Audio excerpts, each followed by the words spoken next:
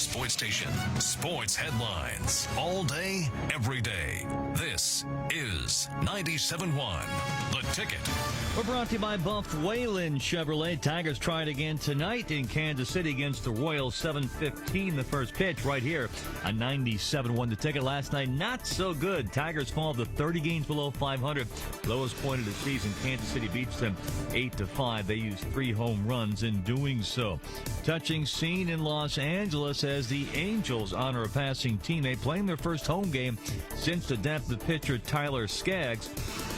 Taylor Cole and Felix Pena combined a no-hitters. The Angels battle the Mariners 13-0. Meanwhile, at Wimbledon and the men's final tomorrow will be number 1 versus number 2. Top-ranked Novak Djokovic is posing at number 23 seed Roberto Bautista Agut in 4 sets. Then came 2 seed Roger Federer taking care of longtime rival Rafael Nadal. His nemesis, he beats him in a 4-setter, setting up the final tomorrow. At the Ticket Update Desk, I'm Jeff Lesson. For more, 97.1theticket.com. The following is a paid program. The views expressed on this program are not necessarily those of Entercom Communications, its sponsors, or affiliates. Good morning. Welcome to the Hardcore Mortgage Real Estate Business Show brought to you by Capital Mortgage Funding. I'm your host, Harvey Freed, alongside me, Hardcore Mortgage Real Estate Business Show brought to you by Capital Mortgage Funding. I'm your host, Harvey Freed, alongside me, Harry Glantz. Morning, Harvey. What a beautiful day today. I'm glad to be with you, my man. Thank you. Good to see you, too. Here we bring in Becky Alley from the office, always cheerful. Hey, good morning, everyone. All right. This guitar is making me want to learn how to play it. And look who you bringing back, none other than the Chris Dayton team. Of course, Amber Yelkin and Christopher Dayton from eXp Realty. Hey, guys. Hey, guys. So pumped to be back. Yeah, we're pumped to have you. And it's a ton of real estate knowledge in the room. Definitely give us a phone call here. We're going to give you 1 hour, 248-539-9797. Harvey, always great energy. Chris and Amber, Becky, you. Present. It's going to be crazy. Crazy day today. We'll be doing our other show right after this show, right? Yeah. The show after the show. But, you know, there's a lot of things out there that sort of struck me over the last 2 weeks. We were off for July 4th. Hopefully everyone had a happy, healthy one. And, again, take your call here safe and do the same today. But there's some interesting things, I think, go on about real estate, and it sort of caught me over the last 2 weeks, is it's always the knowledge. And I'm always taken back by it, Chris. I threw something out at you, and I said, Chris, I've been asking a lot of sellers even questions about, hey, do you understand when you sell your house what fees you might have to pay and what's involved in it?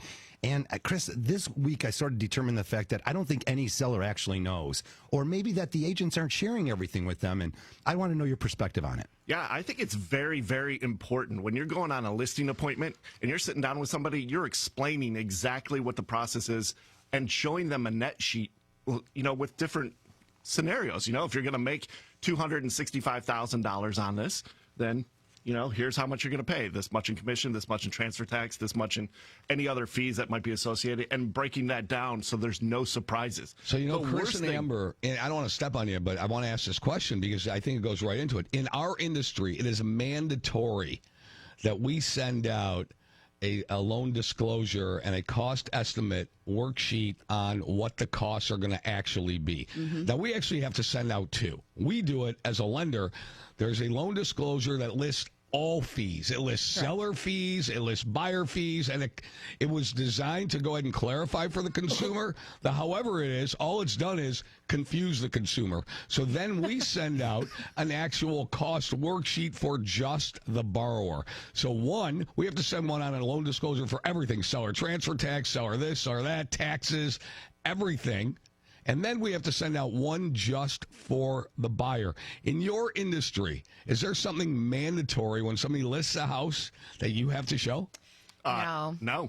No, I mean, other than, you know, they sign an exclusive right to sell contract. So the fees that they're going to be paying directly to the broker are in there. But ultimately, some sellers are really knowledgeable because they've sold houses before and they know what they need to pay and what the fees that are coming up are. And here's the other thing.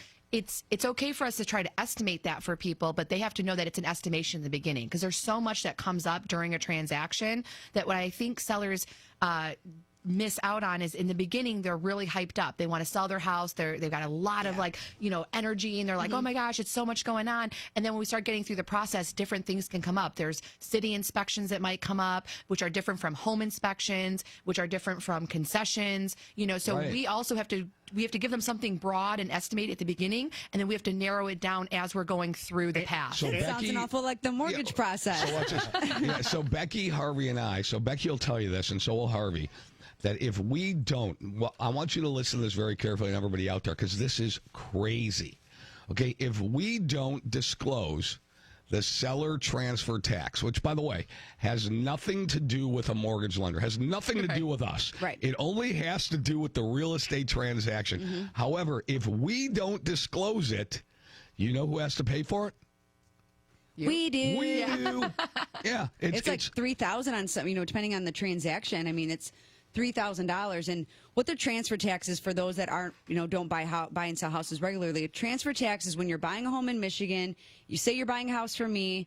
I'm selling it to you, and I have to pay for the fact that I'm now transferring the ownership from the seller me has to pay. Yeah, in the government Michigan, wants their money. Right. In Michigan, the seller normally pays, unless there are other provisions that are disclosed. So then when Becky sends out the loan disclosure, if we don't disclose that on, which has nothing to do with us, if it's not on there, who eats it? We eat it. It's crazy. It makes no sense. So that's why I ask, are there disclosures that go out and disclose the fees on the real estate side? We know the answer is no. Right. But we have to send out 2 sets of disclosures and all compliance documents related to nothing that has to do with our side of the transaction. Right. And so to with what Chris and Amber do when they're going on these listing appointments, what they're talking about is they're going to sit you down and they're going to make sure that you're reading every line of your sales contract when you're putting up a listing. There's also compliance fees that are, realtor compliance fees. Sometimes it's $395. Sometimes you charge $595. There's a lot of people that don't really point that out. Where we're getting this well, what's this fee? What's this fee? Well, it's nothing to do with us or title charges and things like that. So they are very detailed when they're sitting down with you as a seller. They're also very detailed, with the buyer side, but more importantly, they're going to get involved on a listing more so than we would obviously with the seller because that's their gig. On our end, in our company, and we have 8 agents that work at the Dayton Group of Realtors, we make sure that everybody knows that up front, because the worst thing that can happen is at the end, they see a charge for $495 and they were like, hey, I don't want to pay that. Well, great. I mean, I appreciate you. Do you go to the grocery store and pick out everything you want and then come to the store and be like, yeah, I don't want to pay that? Right. No, that's when you take the stuff out of the cart. Tell you what it's going to cost. I we do agree on editing. it. I got and an then idea. go That's from why I there. don't go to the grocery store. At the end of the day, you want as little surprises as possible. Yeah, but the problem with real estate in general is whether you're buying or whether you're selling, there's always things that are going to come up, and that's why having a professional with you that can tell you what is normal, what's not normal, how to smooth out the process, should you walk away, should you continue with the house, etc., is what's important. That's all the stuff I like here. 248-539-9797. You sit down with real professionals. They spell it out for you. But yes, in real estate, as you guys mentioned, things are always changing. After the inspection, it might come up that there's some concessions that are involved in a transaction. But at the end of the day, that seller needs to take that money, Chris, because they're buying another house. And they're moving, and moving costs have gone up, and setting up utilities and associations and things of that nature. Plus, you want to clean up the new house and start remodeling it. So, yeah, the dollars and cents, if you know it up front what you're working with and you got real professionals, it really makes it smooth and easy. And that's the best part about real estate. Nobody wants to be panicked that they're not going to have a certain amount of money. It's like freaking them out if they're like, I don't know how much I'm going to have. So if you can tell them what they're going to have and get it really close to that number, I mean, it matters what day you close, too. Yeah. It matters what day you close. There's because a lot there's of tax things. escrows and things that get refunded back. And on our end, we work the transaction backwards. So your closing date is on the 30th, right? So we know that if there's 31 days, you're going to have 1 day of interim interest, maybe 2. And then what happens is we say closing date on the 30th. Okay, we're ready to go. It's a $100,000 house. You're putting $20,000 down. That means you need $20,000 plus closing costs and taxes. So do you have your $26,750 verified? Okay, right? Right. So then that's easy. I mean, that's the easy thing. So we tell people up front, we need to verify your $26,750. So we personally have a net sheet that we have created specifically for our group that it's really close to that estimated amount. Now we have to say it's estimated because again, you never know with like different concessions or actual closing dates. But we actually put title fees in there. We put everything except for the mortgage fees because.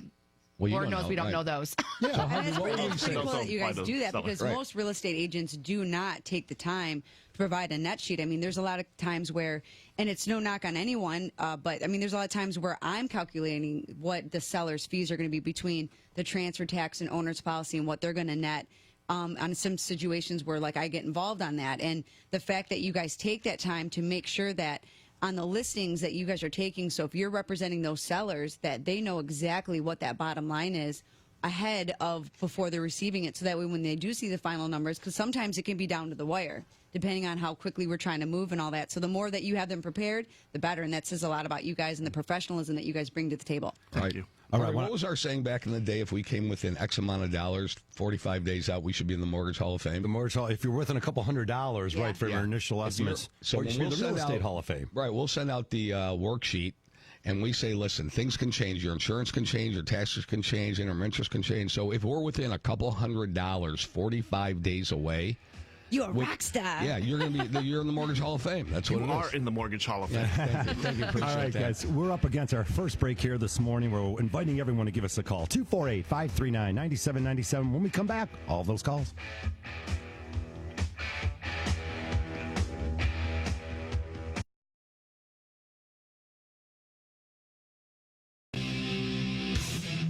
Good morning. Welcome to the Hardcore Mortgage Real Estate Business Show, brought to you by Capital Mortgage Funding. I'm your host, Harvey Freed, alongside me, Harry Glantz. Morning, Harvey. Good morning, everybody out there. It's beautiful out, and we got golf in town. We've got tons of stuff happening here. Unbelievable. Tigers are in town. We've got golf in town. We've got sun. We've got fun. We've got you, Harvey. We've got everything going on here. That's about it. It's June 29, 2019. And, of course, from our office, Becky Alley. Hey, everybody. Good morning. There she is, bright and cheery as always. If you guys need a mortgage or you want to buy a house or sell a house, definitely this is going to be your show. We bring in Matt Bush. Hey, Matt, how's it going? Hey, it's great to be on the radio. I'm always usually listening to in my car, so it's great to be in the studio instead. Oh, great, Matt. We like a fan of the show to come on and talk a little bit. Kind of geeking out, yeah. Welcome. We know you're sort of a podcast star, too, but we'll get into that maybe a little. We'll talk about some brewskis a little bit later. But this hour is going to be 1 hour of mortgages and real estate. Of course, Matt's with RE/MAX First, the city team. Guys are a great office over there. You guys are on the east side. We're on the east side. We're at 8 and Kelly. But we're, all downtown, midtown, Corktown. I've got deals pending out there. So I'm glad you brought it up. I'm going to cruise down to Corktown tonight. Actually, my cousin got a house in Corktown earlier this year. It's great out there. It is. And I'm a fool. I try to talk him out of this here like 2 years ago. I'm like, you sure? You're going to have a family and then kids and they don't really have schools yet. He goes, Harvey, I don't have any kids yet. This could be the best investment he's ever made. Well, the great thing about our market, Harvey, and the people that we know and the connections that we have a guy sitting in our studio right now that when I ask the magic question, so, hey, Matt, how's it going? it's going well. That's not the magic question. All of a sudden, he's nervous. So what did you say? What's going on? What's going on in Corktown? Tell us what's going on. What is it? Where is it trending besides up, and away? Let us know what's going on there. New shops, new shopping.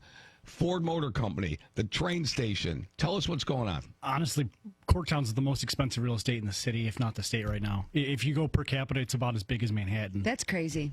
But even good crazy. Yeah, I mean, you're talking about a 1,400 square foot house for $500,000. You're talking firebombed, burned out houses for $100,000 just because you can tear them down and build a house on that land. But isn't that the way it's supposed to go? Isn't that the way when you're rejuvenating an area, when you're rebuilding it, you're going in there and you're buying property and you're fixing it up and you're making the area better and investments coming in?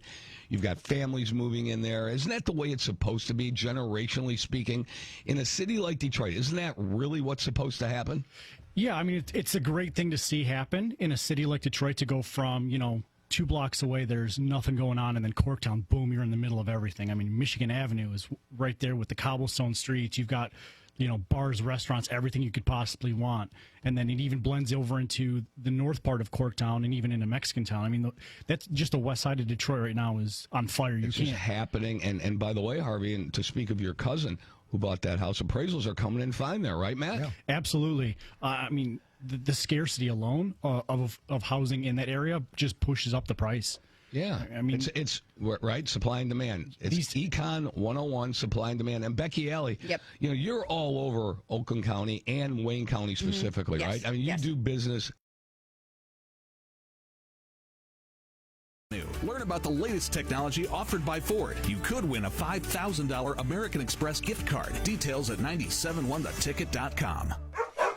These are the sounds of your home. But radon doesn't have a sound. It doesn't have a color or an odor, but it can cause lung cancer, and it might be in your home now. Protect your family from this radioactive gas. Test your home for radon. Testing is affordable and easy, and so is fixing it. Keep your family safe. Call 1-800-RADON-GAS today or visit michigan.gov/DEQ radon. This message is sponsored by the Michigan Department of Environmental Quality and the MAB. The Tigers, Red Wings, and Pistons all play here. 97.1, The Ticket.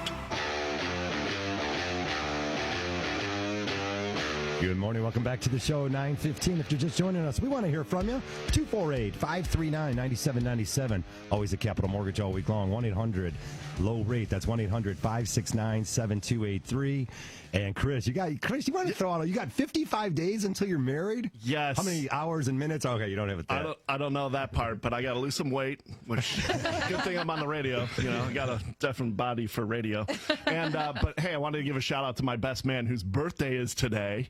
Mr. Marks Elias from First American Title. If you've done a deal here in Southeast Michigan, you probably had him as a closer, helped you with title. So cool. He is a rock good star. man. Happy birthday, buddy. There you go. And of course, we only allow that because it's First American Title. We'll throw them a little bit, right? Right. Good stuff. Hey, if you're looking at buying or selling a house, definitely give us a call here on the show. We'd love to hear from you. Love to hear some angles and things that have happened recently. The bidding wars are still out there, but not like it's been. It's down to just like 12% of the transactions, down 52% from last year. Are you feeling that too, guys? Where last year it seemed like every house had multiple bids. This year, maybe a little bit slower on that. What do you think? Absolutely. I mean, we've been saying now for a little while that there's this huge shift in the market, and it's happening now. And everybody keeps thinking it's going to be like coming down the line, right? And it's not a huge one. It's very subtle, but houses are going to be spending a little bit more time on market. You're also going to be seeing a lot more price adjustments. People are going to be still trying to push that envelope, but buyers are very savvy too. So even with low inventory, which we're still seeing, buyers are being very specific about what they want to buy.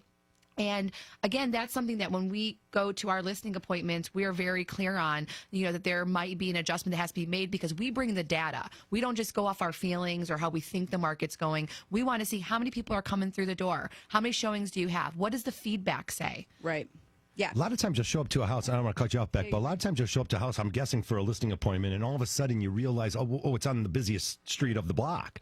And it's on the main drag. And now it is a little bit of an obsolescence that could be a little problem for a buyer. Yeah, one of the biggest things I get, I'll have people, Facebook message me or text me or call me and say, hey, I'm thinking about moving, not anytime soon, but I want to do A, B, and C to my house, and I think it's worth this. What do you think? And I'm like, I have to come and see the house because it's not until I get on the street, in the house, comparing it to what I'm seeing that has been sold that I can give you a really solid number on what we could list your house for. Chris, we saw those unbelievable inventory, supply and demand. That's always the thing. But they were picking up there in January. It was a little slower winter, and we saw some bad weather across here and maybe in the Midwest. It was like the never-ending winter. Exactly. The supply definitely was starting to build up, and now we're back down again, and it's a bidding war. Yeah, we're way down again. But yeah, you're actually only seeing the bidding wars on the houses that are turnkey. Okay. I mean, at the end of the day, if your house is updated, you've got that granite kitchen, you've got this, stainless steel appliances. You walk in, it's got that fancy backsplash. Everybody loves that. I don't know why, but I love me a good backsplash. Love a good back. People come in and they're like, "Oh my gosh, I have to have this house." It's like the eyebrows of the kitchen. Yeah. It always goes back to that, doesn't it? Yeah, always. So great. Best eyebrows in the business. Amber Yacklin. So what happens is people are very visual. Okay, and they're very emotional. They're very visual. So when they walk into a house and they see what they like it, they got to have it. They got to have it now. And then they start throwing in the offers, and then the offers come in one after the other, and then it gets insane a little bit. But if people have a little bit more foresight, So you don't like the green backsplash, or maybe you want an orange one. So you just, you have to look past that. You can't, don't look for that immediate gratification. Look at what you can do to a house. Maybe it doesn't have cosmetically everything you want, but then also you have to assess what the cost factor is. Right. So you have to weigh everything out. Yeah, I'm spending a lot of time telling my buyers right now, here's what you really, really, really want to focus on. Can you see yourself living here in this location? Because that's what you can't change. You can change the bathroom. You can change the roof. You can change a patio in the backyard. But you can't pick that house up and move it to, from West Bloomfield to, wherever. So wherever you want to go. It matters to Macomb. River. Yeah. Down by the river. You can't change that disposal back in the backyard. You know what I mean? So you want to go ahead and move, or you want to stay here? One of the things I would really want the buyers to start focusing on is the days on market are not a deterrent. They're like, what's wrong with this house? It's been on the market for 11 days. And I'm like, houses used to be on the market for a year, maybe 2 years. We've gotten really spoiled in this market where we're if it hasn't sold in 3 days, something's wrong with it. And that's not necessarily the case. Like, every house has the right buyer out there. Sometimes that right buyer just hasn't hit the market yet. Yeah. All right. We got tons of information to share with you here. 248-539-9797. Let's go with our first call today. We've got Lo calling in. Good morning, Lo. You're calling in from, I believe, West Bloomfield. Actually, go ahead with your question. Well, good morning, all of you. Ladies and gentlemen. Morning. Good morning. I just wanted to bring to everybody's attention the fact that if you have a deed recorded against your property, it doesn't necessarily mean that it's a valid deed. It's a caution, because I bought a piece of property in 1985, and we closed on the mortgage. We lived in the house. And years later, just recently, about 2015, it was discovered that there are 3 deeds recorded against this property. It's 3.5 acres, and the previous owner, the previous owner's wife, bought the property from her parents in 3 separate transactions that were done by 2 separate attorneys. Now, the 2 separate attorneys recorded the documents at Wayne County, but Wayne County never required them to make sure that they had the tax ID number attached to that deed. So when the deeds were discovered, and I take the deeds to Northville Township to have them, give me the tax ID number for these 3 deeds, they look at me and say, that's just a piece of paper. It doesn't mean anything. Mm-hmm. So, Lowell, I have to ask this question. So now you found this out 30 years later, correct? So right. 30 years goes by, you find it, you're trying to get it straight. When you bought the property, was it insured by a title policy? Yes. So that's my question. Do I really, because what's happening is I can't sell the property now for its full value. I think that you have a claim against. I think you have to bring the title company into play and request a copy of that title policy and take a look at it. So if they insured it under 3 separate ID numbers and you have the 3 separate IDs, then you bought one property with 1 ID, or you bought 3 separate parcels. I mean, you tell me what happened. I bought one property with 1 ID. Right, and they insured over it. Right, and that was fine. As far in my eyes, that was fine. The problem is had they told me that these 3 deeds existed, I would have gone down and taken some kind of an action. 30 years ago. Yeah, right. Sure. Well, but I've had this property up for sale since 2013. And every offer I've gotten on the property, when they do their due diligence and realize the fact that they can't split the property and that these 3 deeds don't mean anything, they back out of the deal. Mm-hmm. You know what, Lowell? So Lowell, have you contacted a real estate attorney? I'm sure you've done all that. You've tried to get the ball rolling, and you've tried to get to the bottom of this. And I'm sure you've contacted the title company that insured the property, correct? Oh, sure. Okay. The so bottom, where are you the at right bottom line, now? Yeah, where are Wrap you me at up, right baby. now? Wrap me it up.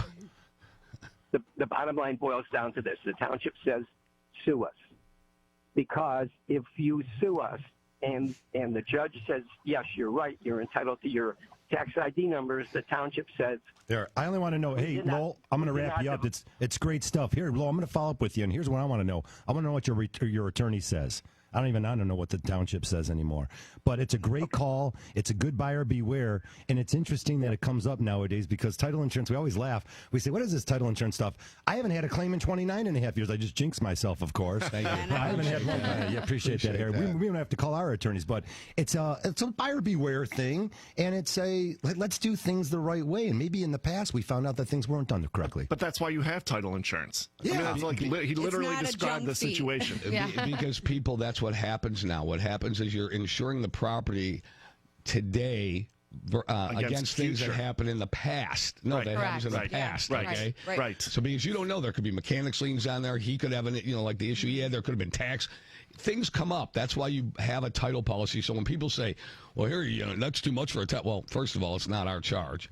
Second of all, why wouldn't you want to be insured? And as a lender, we have to have that because it's a lender's insurance policy as well. And sellers obviously have their end of the title insurance policy. It's good stuff. Well, that's a crazy situation you're in. And it's a once in a while, once in a great while. Yeah, no, it's a good one. One-off. Thanks for the call, Lo. We appreciate it, though. 248-539-9797. Let's move off to Tim in Troy. Tim, this one I want to hear about. Got a second mortgage for a cottage or take money from your first. How you doing, Tim? I'm doing well. Thank you for taking my call. Morning. So I have a first home that I've got about $250,000 in equity in currently. Great. And I'm thinking about buying a second, a cottage up north for about, say, $120,000. So Yes. the question is do you guys recommend that I just refinance my first house, or do you recommend I just get a mortgage on the cottage alone and then carry both mortgages? I mean, it's really going to be up to your personal preference. I mean, because in both scenarios, I mean, if you're buying a second home, the minimum you have to put down is 10%. If you are not wanting to have two mortgages, I mean, then you can always just take that money, that equity, out of your primary. Right now, primary residence, the rates are the lowest they've been in 2 years. So we would want to probably talk to you after the show to figure out what scenario is going to be best for you. Second mortgage rates, or second home rates are pretty similar to primary, but it might put you in a better position, perhaps, if you put all that money, just one loan, pay that, pay cash for the second property, depending on what the cost is, and we can kind of look at that scenario too. A couple things that come to mind too, Beck, and I think it's great stuff. Tim, maybe you're a more aggressive buyer. Maybe the real estate agents are going to love you more, and the seller will love you more because you're making a cash offer. So I'll throw that at the real estate agents. Although we like 90% of the people buying homes are getting mortgages. Correct. But you could do it either way. What's your rate on the mortgage you have now on your house? Oh, we lost him. Okay, good enough. Yeah, we're we're going to call him. That'll be it. For anyone listening out there, we're going to find out what his current rate is, and would it benefit him just to go ahead and keep that one, or better off to refinance? Hey, we got a lot of stuff heating up here. 248-539-9797. We'll be right back.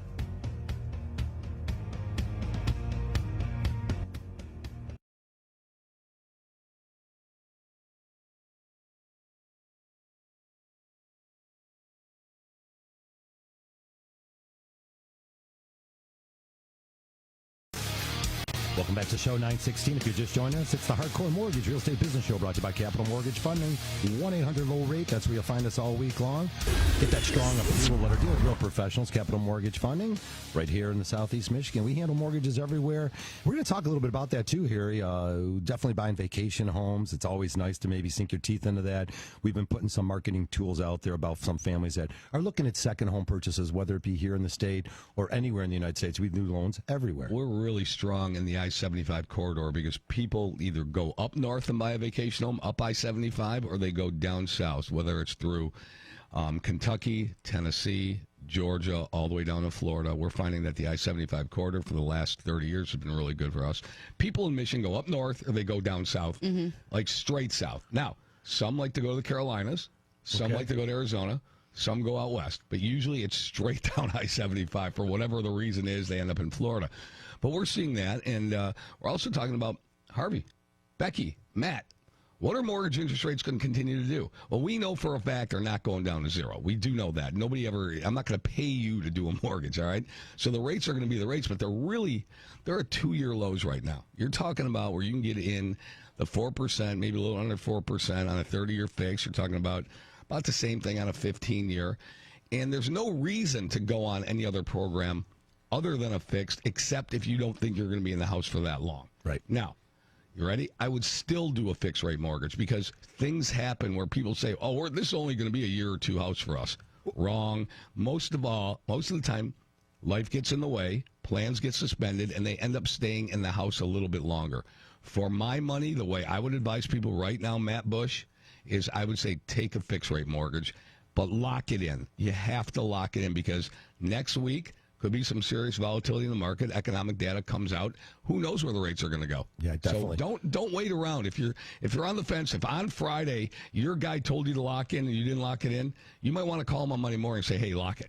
Absolutely. And, with a 30-year fixed, you're also buying peace of mind. You know for the next 30 years, this is going to be your payment. So regardless of what else happens in the world in my life, as long as I can afford this payment, I'm good to go. So, one of the things that I talk to my buyers the first time we meet is, what are you paying in rent a month? If they're renters or if they are homeowners, hey, what are you paying in your mortgage every month? Because just because you get a $400,000 pre-approval letter doesn't mean you should go shop for that $300,000 house. Because I love that. If you are used to paying $1,000 a month and you go to $1,800 a month, that's a 80% jump. Now, can I afford that? Can I live the same lifestyle I want to at that rate? So sometimes when you meet with buyers, I specialize in first-time home buyers. So my thought is keep your rent payment the same. And, now with a mortgage, you've got, interest, you've got insurance that you have to carry that you didn't otherwise have to do in a rental, and you've got all this escrow account. So my job is to really pare people down and say, hey, yes, you're pre-approved for $140,000. Let's find you something at 110 to 120 because your taxes are going to go up. That's turning in circles. The happy dance, so common with this group. And finally, the loving face lick. It's great how he just gets in there and, licks. Fantastic. But really, the best way to know an amazing shelter pet like Satchmo is to meet one. Visit theshelterpetproject.org today. Adopt. Brought to you by Maddie's Fund, the Humane Society of the United States, and the Ad Council. The only way you can take 97.1 The Ticket with you is the radio.com app. Download it today and listen to us anytime, anywhere. Brought to you by the LaFontaine Automotive Group, the family deal. Good morning, welcome to the Hardcore Mortgage Real Estate Business Show, brought to you by Capital Mortgage Funding. I'm your host, Harvey Freed, alongside me, the co-host, Eric Lance. All right, welcome back to the show, 931. If you're just joining us on the Hardcore Mortgage Real Estate Business Show, brought to you by Capital Mortgage Funding. We're in our 19th and a half year doing this show. Love to have you call in, 248-539. 50. 248-539-9797. Becky on the guitar. Yeah, that was sweet. If you're watching on Facebook Live, you just missed the best air guitar by Chris Shane. Strong like that. Absolutely, really strong. Yeah. Axel should worry. Watch a lot out, of them. Slash. Get my top hat. Hey, we got Lamont calling in from Detroit. Good morning, Lamont. If you're there, you are. Hey, good morning. Welcome to the show. Good morning, everybody. Hi, Lamont. How are you? My question is, I have a home. I paid $35,000 for it. I'm about 10 into it now, and someone inquired about buying. I guess it's a broker or whatever, and he said maybe like around 65, something like that. But he keeps talking about cash. So I'm not going to walk in the house with a suitcase full of money. So how does that work? And also, I'm thinking I need to get this house appraised now too. So all right, it's a good call. We definitely let's answer these questions in order, sort of a little bit. Well, the first thing, did you guys want to dive in on it, or you want me to? Go ahead. I'm going to take the lead on this. So, Lamont, the first thing is yes. I'm just curious. Did you approach this person? Are you looking to sell your house, or they came to you? You know what? He knew when I bought my home, the date, and what I paid and everything. I was going to ask you that too. How did he know that? Well, it's recorded information, so they're able to pick up that information. Yeah, you just get it off at the county, so you can find out all the information. You don't live in the house? It's not your primary residence? No. Okay, so you want to sell it as rental. So my question to you is, are you ready to take the money and run? And have you met your CPA or financial planner to discuss about that money and what taxes you might have to pay on it? I don't have I bought 2 homes. I'm renting one out and I don't have a clue about. So that's, and again, All right, so as we much got- as I want to dive into mortgages and all that and Right. talk to you about that stuff, but yeah, we can do in here. I'll let you drive. Yeah, you want to drive in? number one, if you want to get that house appraised, you can go ahead. We can set you up with an appraiser, and you want to get an independent opinion of what the market value of that house is. Now, what they do is they take the homes closest to your property that have sold most recently, compare it to your house, and they do a bona fide appraisal. A licensed, certified, independent appraiser is going to do that. We could set that up for you. It costs you between, say, $300 and $500 to do that. Then, when that guy, you could walk in, and then you're going to live with those results. I mean, if it comes in at 65, 70, 55, whatever the number is. Whoa. What do you mean he's going to live with the results? What do you mean? Talk to me, Let me baby. explain. Yeah. Then you're going to get a number on which to start with before somebody walks into the house with a box of cash, right? So you want to know what that house is worth, because you're going to base it upon houses that have sold in the neighborhood, all right? Now, if you want to put it on the market for higher, you want to sell to them for higher, that's up to you too. But at least you're going to have an idea of what that house is going to appraise for. Now, what kind of taxes do I pay? Like that tax you meant were like $3,000 with the cash transaction. Do I have to pay? And another thing, is he really going to come with cash, or do I have to? Well, no, you got to go. No. They go to a title company, and with a you check. got to bring a check. He can deposit his money.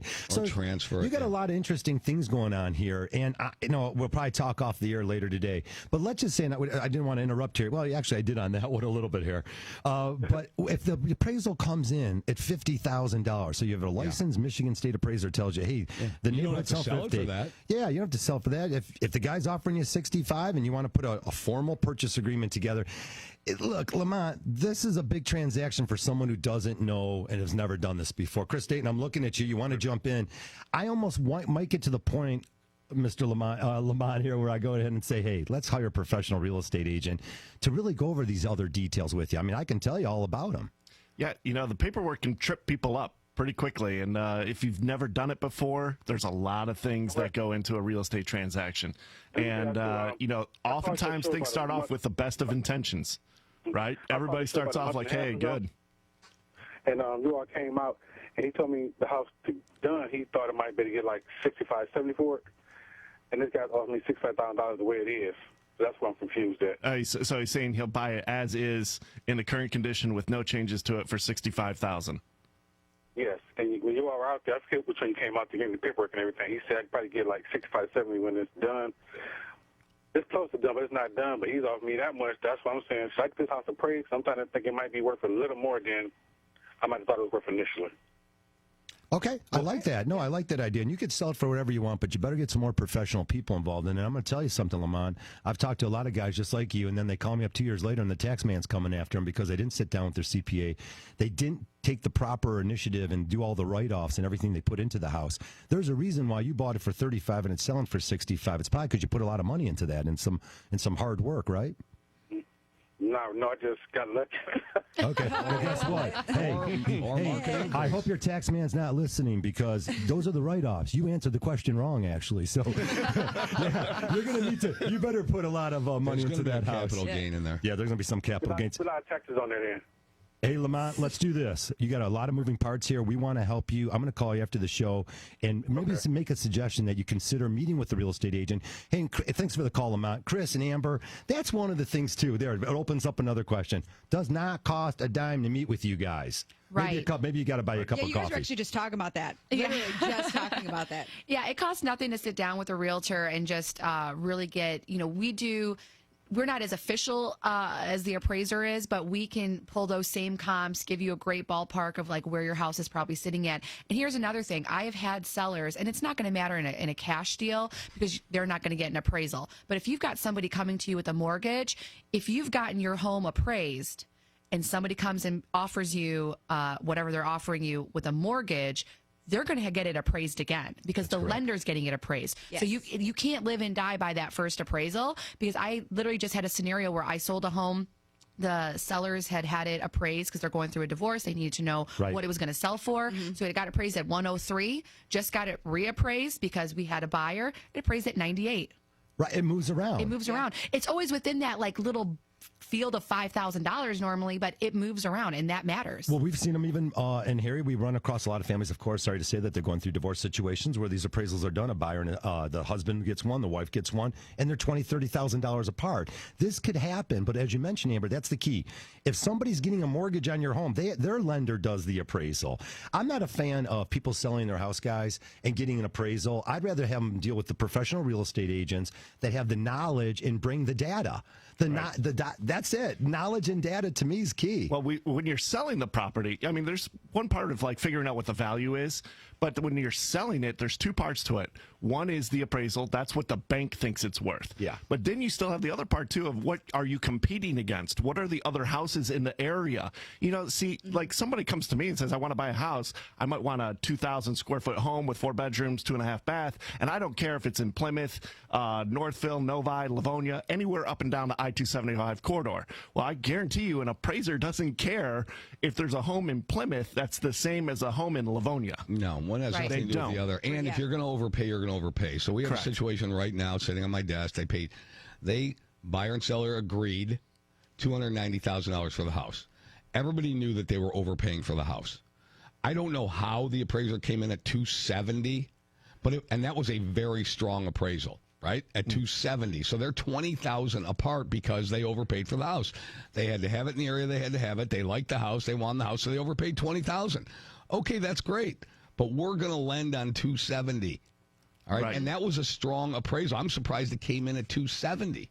Okay, fine. So there's a $20,000 gap. But everybody knew in the transaction that it was not going to appraise at the purchase price, at the agreed upon purchase price. Right. So when you're a buyer, you need to find out, like what Chris was saying, like where do you want the house? You have to find out your wants and needs, and are you so emotionally attached to where the property is located and what it's going to be doing for your family and personally that you are willing to go $20,000 over what the market is telling you. At that point, you need to talk about renegotiating, but that doesn't mean that it's what you're paying for, doesn't mean that it's what it's worth. And if you're comfortable with it, if you're comfortable, I'm comfortable. Right. I mean, honestly, even coming from like the listing side of that, if I'm a listing agent and you're my seller and somebody's coming in and grossly overpaying for your house, I'm asking somebody for a guaranteed appraisal. I'm not going to let you eat that once the appraisal comes in. Well, wait, how about this? What if everybody's okay with it? Then bring cash to the table. There you go. Alrighty, guys, we're up against another break here. We're going to make it a quick one. 248-539-9797. Back with all your questions.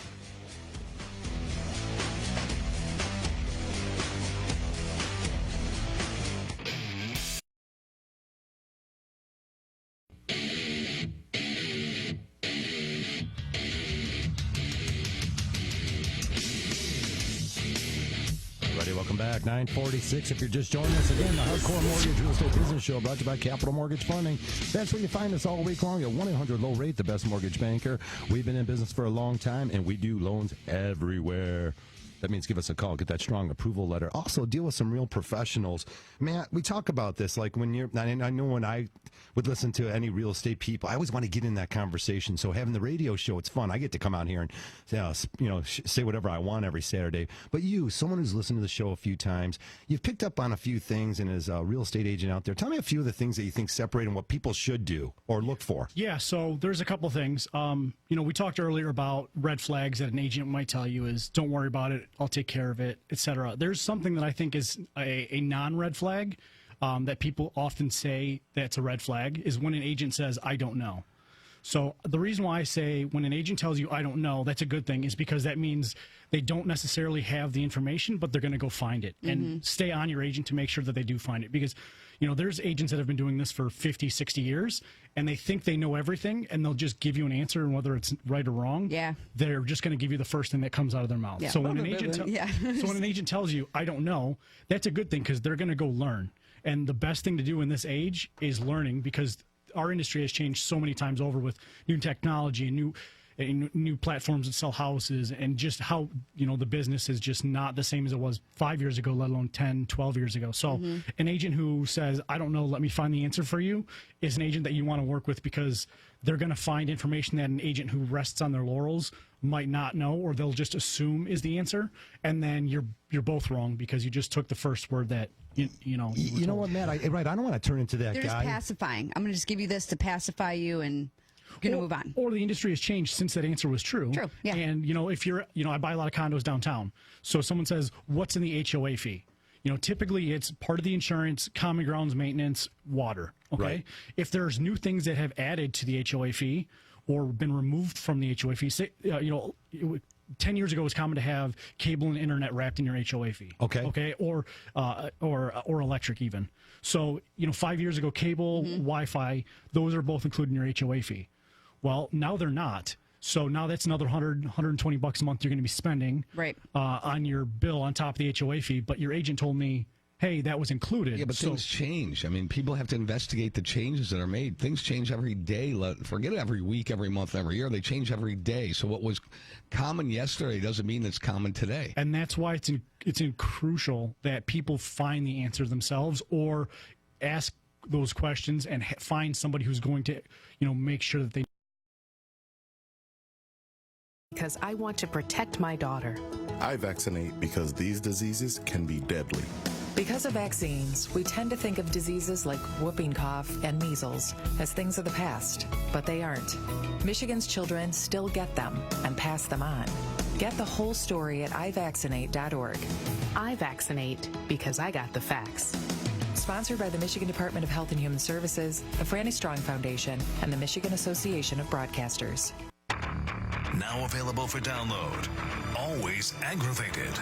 A Mike Valenti signature podcast. Get it on radio.com and Apple iTunes.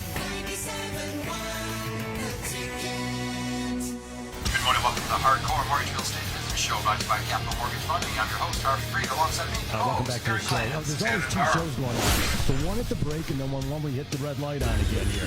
Welcome back to the Hardcore Mortgage Show. Get on there 15 minutes or so. Yes, we are here to give you some great information, some knowledge. Knowledge gives you the confidence. We brought some great real estate agents in. Chris Day and Amber Yelkin, of course, from eXp Realty. They're here to share a lot of stuff. We always start heating up, guys, and now I want to get into some other things. But let me throw this out, and then we'll go into some urgency here. There's no doubt an article came across my desk actually during the week talking about how easy it is to get a mortgage. And is it not? Right? Is this easy to get a mortgage? Yes. Yes. I mean, if you're working with the right people and the right professionals, it's going to be a painless process. I mean, mortgages and real estate are emotional anyway. They're going to bring out those emotions. But our job is to identify and take the path of least resistance to get you into that refinance or that new home as quickly as possible. Yeah, your employment, of course, if it's strong and reliable, now you get your income all set up, then the credit aspect of things. Mm-hmm. If you're going to be staying, if you're not looking to move out of the area, and you find yourself probably a minimum of 3 years. I think home ownership always now there's opportunities where you can buy a house and flip it.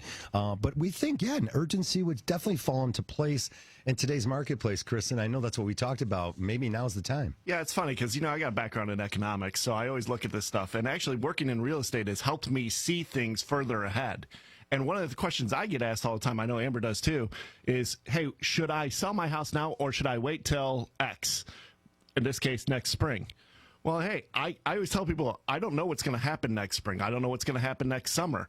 I do know what's happening right now. So if we want to talk about what your features and benefits and things that you're looking for right now, we can help you with that. Hey, by the way, next year's an election year. I don't know if do you guys see that? Like, I'm literally predicting, like, you want to go a year now? You're like, hey, let's get together next July. Okay, great. Well, the demand might be not there because people get skittish. They're like, I don't know what's going to happen, whatever side of the fence you're on. Mm-hmm. Yeah, but what's the plan for that person if they're looking to get, real estate term highest and best use, right? Highest and best property, highest and best price. So if they feel that they can get highest and best right now, and they've got a place to go or they have a plan in place, why wouldn't you do it now? Waiting is uncertain. Nobody likes uncertainty. You don't know. You're never going to sell it's rare that you sell at the top of the market and buy at the bottom of the market. It doesn't work that way. Right. So you might as well go ahead, a bird in the hand. Take what you have right now, and if you have that plan, you have somewhere to go, there's no time like the present. Sell the property. We are in the 8th year of a seller's cycle. Mm-hmm. Okay? 8th year. And as Harvey said, and we all know, at the beginning of this year, from the end of last year to the beginning of this year, it was a little bit slower. Now we're seeing houses, they're on the market, but they're not staying on the market, or they're on the market longer. There aren't as many houses, how do we know there's going to be a ninth year of a seller's market? We don't. But here's the thing. Right now, we know that your purchasing power is at all-time highs, which is great for you for selling your home because that means the buyers buying your home have the highest purchasing power. It's going to yield a higher price. And wherever you're going, you're going to have higher purchasing power. So you can get into a home in an area that you want to be in. And what Chris is saying is that the purchasing power that buyers are seeing is because rates right now are at two-year lows. I mean, we're probably not going to see 2016 rates, but right now they are the lowest they've been in 2 years. And they've gone up in the last 3 weeks, yes, by the way. Yes, and they have been going up. There has been a little bit tick there. Yep. As far as your down payment, we can't stress it enough. You do not need 20% to get into a home.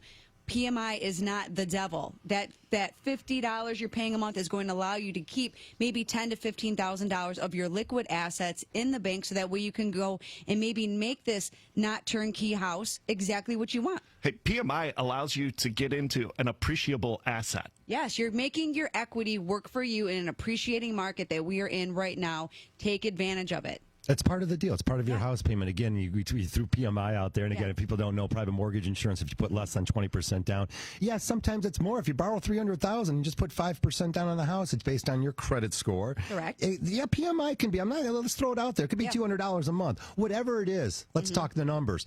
$300,000, if you buy a house with 10% down, is $30,000. Well, if you put down 5%, you just saved $15,000. Yes. That $15,000 is used to remodel your bathroom and this new house you just bought, or to redo the roof and the bathroom and the roof and the basement and the kitchen. So, yes, use your money wisely. Get more professional people involved. That's sort of my last thought of the day. More professional people give you the knowledge to be that confident person. But you talked about how easy it is to get a mortgage. Yes. It's easy here. Easy is a relative term. If you're a W-2 borrower, have your pay stubs, you have everything there, 2 years of tax returns, 2 years of pay, or 2 months of pay stubs, and that's an easy transaction. No matter how much money you make, whether you're self-employed, whether you make a lot of money or not a lot of money, when you're self-employed, we're going to ask you for a lot of stuff because you are self-employed. So we're going to need business returns. You're going to need your personal returns. We're going to need to track how you get paid on a consistent basis, and we're going to need to track your funds and your large deposits. You can't just fire up a bonus and then deposit $50,000 in an account and say, "Oh, I took a bonus." Yes, and it doesn't work that way.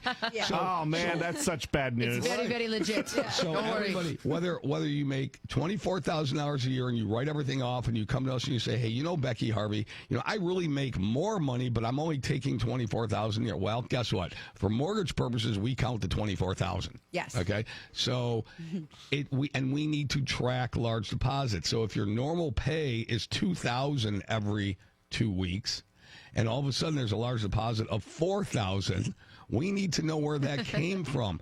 So when your mortgage person, this is I'm doing a service to the mortgage industry right now. Every mortgage person out there, right? We need to track. Your mortgage person needs to track everything you put into your account. And by the way, don't buy the furniture. Don't buy the car. Don't start doing crazy things in the middle of your transaction, because we're going to need explanations. And then you're going to yell at us, "Why do you need to know that I leased a new car?" Well, you didn't tell me, and it's more than your old car. Did you turn in your old car? I mean, what happened? So when we ask all these questions, there's a reason. It's not because... frankly, I don't want to ask the question. I just saw a great meme this week that said, "Hey, I just bought a house. Sorry I didn't use you. Closing next week." And then it says, "Oh, wow, you should go celebrate and buy a new car." I think that was me. Becky, you sent that out. Becky, you put that out. It's hysterical. I think one of the things, though, that Becky and I talk about a lot is when we get that question of, do I sell now or do I sell later? The fact that we know what's happening now does not mean that you have to sell now. I think people misunderstand that. Right. It means we need to sit down now, because there might be things that come into play for their purchasing power, personally, where if they go reach out to Becky and they're like, "Hey, this is what I want to do," Becky might go, "Okay, but if you wait and do ABC, you can afford even more, or you'll get a lower interest rate," whatever that might be. But it's better to be prepped now for spring than wait for me to come out in February and March and then figure out things are not the way you want them to be. 1,000%, because a lot of the time is that people want to wait. Oh, I want to wait till I find the house.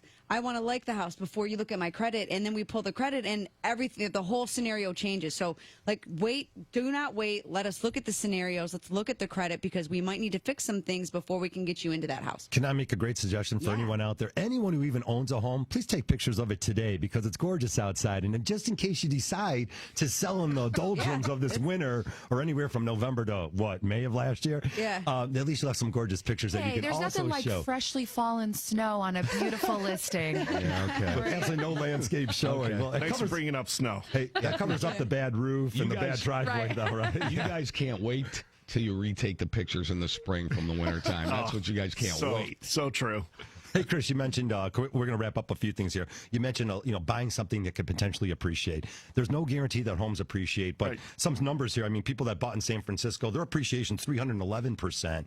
Here across the United States, about 94%. In other words, if you bought a house and you're 30 and you're 78 years old now, it's probably gone up about 95% in value. Here's the deal. I just did a refinance on my fiance's house.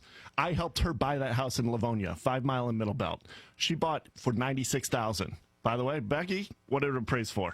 148. Oh, I thought it was 148. How many years is that? 3 years. 3 years, Yeah. 40,000+ in equity. Potentially, she could now. Not only that, she could refinance now. Again, just use this as a scenario. Eliminate the mortgage insurance. I want to throw out refinancing. Yeah. Maybe get a lower interest rate, because she might be at a window now where it's lower. And getting rid of that mortgage insurance is always key. Yeah, and there's still plenty of equity in the home if they do decide to sell. I mean, it's not even like we even scratched the surface on that. Right. Exactly. All great stuff here, guys. Again, it's not too late. I wanted to throw that out there. It's not too late. If you missed your chance in the past, rates have dropped over the last, we just say about 18 months, 2 years. It was a huge difference from January to now. There you go. That's what you need to know. All you do is pick up the phone, call Capital Mortgage Funding. Lock it in. Yeah. Lock it in now. Protect Rates your are not investments. going down to zero. Chris, I hope you come back before you get married here, but if not, we'll look forward to the congratulations. Get married.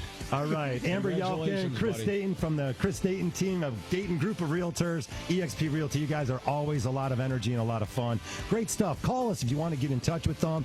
And again, you can always reach us at Capital Mortgage Funding, 1-800-LOW-RATE, the best mortgage banker. For Becky Alley, for Harry Glanz, I'm Harvey Freed. We'll see you next Saturday.